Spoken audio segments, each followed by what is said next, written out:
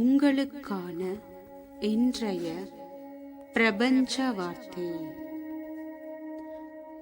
வாழ்க்கை பயணத்தின் இடையில் வரும் சிறு தோல்விகளைக் கண்டு வாழ்க்கையையே தோற்றுவிட்டதாக எண்ணாதீர்கள். நடைபயிலும் சிறு குழந்தை தோல்விக்கு பயந்தால் என்றுமே நடக்க முடியாது.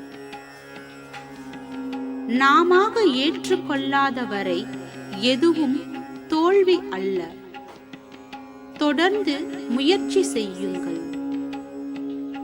சில நேரங்களில் நீங்கள் அடையும் தோல்வியே நீங்கள் பெறப்போகும் மாபெரும் வெற்றிக்கான தொடக்கமாக இருக்கலாம்.